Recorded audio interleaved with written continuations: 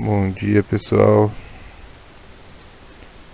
Vou estar revisando com vocês o roteiro, a primeira parte do primeiro roteiro do bimestre e explicando aí a segunda parte. Então, o tema é os domínios morfoclimáticos e as bacias hidrográficas, recursos naturais de gestão de território. Eu tenho um texto que é o mesmo da aula passada, que fala sobre os recursos hídricos. O texto vai apontar aí o Brasil como detendo 12% da água doce do planeta. Então, vou estar passando aí, vocês deem uma olhada.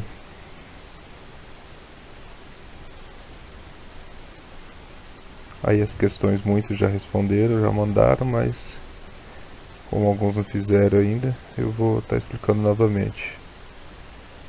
Então, assim, vai colocar em relação à disponibilidade de recursos hídricos no Brasil, como eles se encontram, né? No Brasil há uma grande disponibilidade de recursos hídricos, porém eles são distribuídos de maneira desigual, né? Não é, a disponibilidade de água não é homogênea. Depois, no que diz respeito à responsabilidade dos estados, qual responsabilidade cabe às unidades da federação em relação ao curso da água? Então, os estados podem estar utilizando esses recursos hídricos, são responsáveis pela utilização, pela conservação e planos de manejo da água existente em cada unidade da federação, cada unidade federativa. Aí depois, em relação ao objetivo sustentável número 6, que é assegurar a disponibilidade de gestão sustentável da água e saneamento para todos, qual a dificuldade do Brasil em garantir o acesso à água e ao saneamento básico para todo cidadão? Então, repetindo o que eu falei na aula passada, uma das grandes disponibilidades em relação a essa divisão, essa utilização, é que várias cidades foram instituídas sem nenhum tipo de planejamento, né? Então, no Brasil, construir rede de esgoto e construir saneamento básico é um custo muito elevado, devido a essa estrutura que já existe nas cidades. As cidades já estão cravadas, né? As grandes cidades. E um ponto importante aí é que esse é um tipo de obra que tem uma grande resistência política, porque são obras que não dão voto, né? São obras que ninguém vai votar no João das Couve porque ele construiu um sistema de esgoto. Então são obras que aqueles que executam, aqueles governantes que trabalham por elas, não acabam não sendo reconhecidos. Por isso que grande parte do país, aí a maior parte das cidades não acaba não possuindo uma rede de saneamento.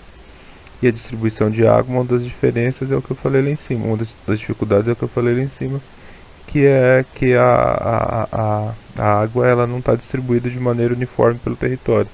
Então, em alguns lugares você tem disponibilidade de água, outros a água ela é um pouco mais escassa. Aí depois em atividade 2, a gente vai ter um texto aí falando novamente, né, sobre as bacias hidrográficas brasileiras. Aí depois eu tenho um mapa que vai ilustrar essa informação para vocês.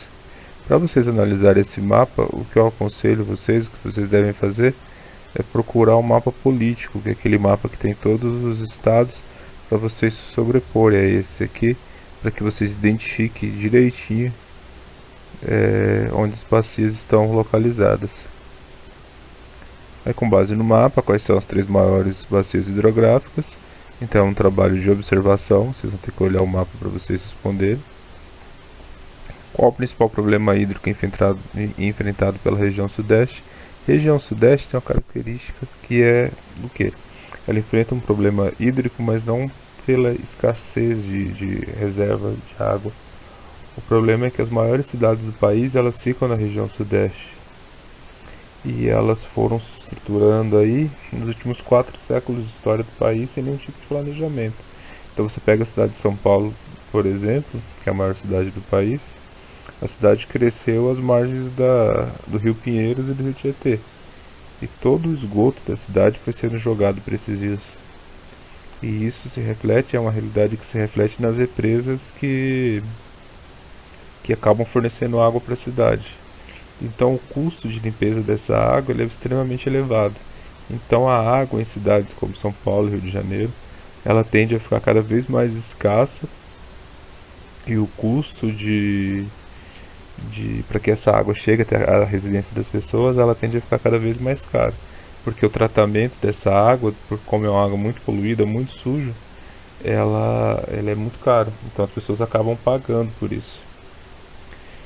Explique a afirmação. No Brasil, os recursos hídricos não estão divididos de maneira homogênea, que é o que eu venho falando desde o início. Então, você tem algumas regiões onde há uma grande quantidade de água, de recurso hídrico, e a gente tem outras regiões em que esse recurso ele é diminuto aí.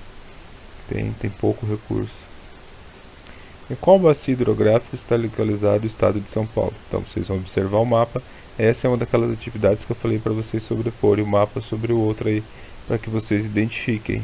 Isso se você for fazer visualizando, né? Alguns já sabem, porque é uma resposta muito simples. Muitos estudiosos comparam o Rio São Francisco ao Rio Nilo. Quais as semelhanças entre esses rios? Então a gente tem dois rios aí, Rio São Francisco, que atravessa o Nordeste brasileiro, e o Rio Nilo, né, que vai pegar o norte lá da África, vai cortar todo o Egito. Qual a semelhança entre esses dois rios? Esses dois rios eles atravessam regiões áridas, regiões muito secas. E isso faz com que esse rio ganhe uma importância maior. As cidades pertencentes que são localizadas às margens desses rios, serem uma região próxima a muita pobreza devido à escassez de recurso hídrico. Então esses rios eles são extremamente importantes para o desenvolvimento dessas regiões. Então a preservação desses rios ela é muito relevante. No entanto, são dois rios extremamente comprometidos, né? O Rio São Francisco, pela grande quantidade de barragens que foram construídas ao longo do seu curso, e o Rio Nilo devido à poluição. É um rio muito sujo. Então, copiem as 5 perguntas, respondam na folha de caderno e me entreguem. Vocês têm até sexta-feira para fazer isso, é o prazo final para o envio do roteiro. Fazendo todas as atividades, entregando tudo hoje, um ponto a mais aí para quem conseguir. Em caso de dúvida, pergunta, eu estou aqui para ajudá-los.